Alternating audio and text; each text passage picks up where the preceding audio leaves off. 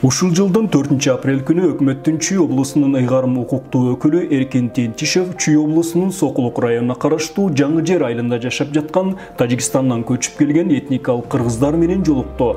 Эл өкүлүнүн бул сапары Чүй жергесинде отурукташкан этникалык кыргыздардын ар тараптуу көйгөйүн жакындан угуу үчүн келди. Этникалык боордоштор эл өкүлүн адаттагыдай жылуу кабыл алышып, алгач баарлашуудан алдын өтүп кеткен ата-бабалардын арбагына арналып Куран окулду.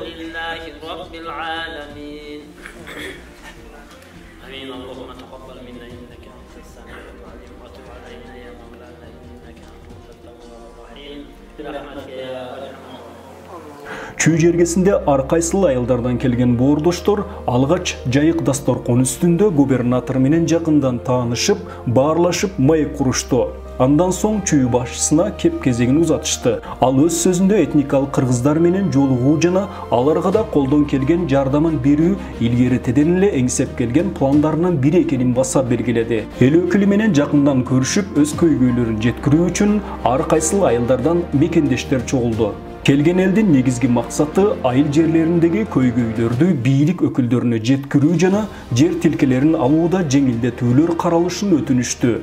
Андан башка дагы этникалык кыргыздардын жарандык алуудагы көйгөйлөрү, ар кайсыл документ маселесинде карапайым калктын ортосунда ынсабын жеген посредник ортомчулардын тизгинин тартуу жана бюрократия маселеси да айтылды. Баса белгилей кетсек, чет жактан көчүп келген этникалык кыргыздар Кыргыз Республикасынын толук кандуу жараны болгонуна карабай бир топ көйгөйлөр ушул күнгө чейин чечилбей келген. Мекендештерибиздин арасында ооруканаларда кайтыш болгондорду чыгарып алууда дарыгерлер тарабынан ар кайсыл шылтоолорду айтып, ол чөйтө акча берүүгө мажбурлаган фактылар да байма-бай болуп келген.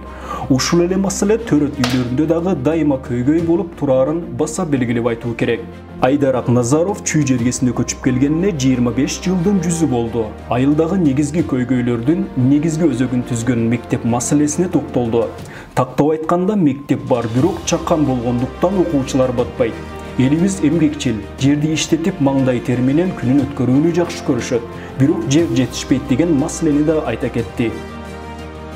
Мектеп боюнча айтып кетсем, биздин мектеп 3 этаж болуп турат. Ушунда 630 окуучуга мөлжөлдөнгөн, бүгүнкү күндө 1250 окуучудан ашыгыраак 300 мен кылып, 400 мен кылып ушундаган эмелер менен оорчулуктар менен окутушуп атышаттар да. Аябай көйгөй көп. Биз түптөн жылдырып салыш максат эмес.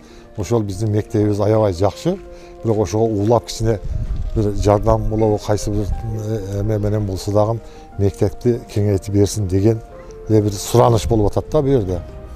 Губернатор элдин көйгөйүн атайын угуу үчүн убакыт бөлүп келгенин жана бардык көйгөйлөрдү ачык айтууну өтүндү.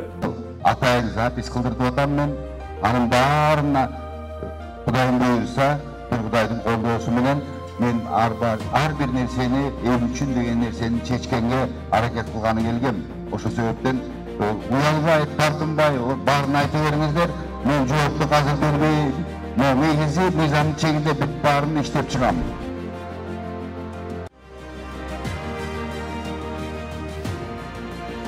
Сайдрахман Шарипов, кызматташуу коомдук фонду.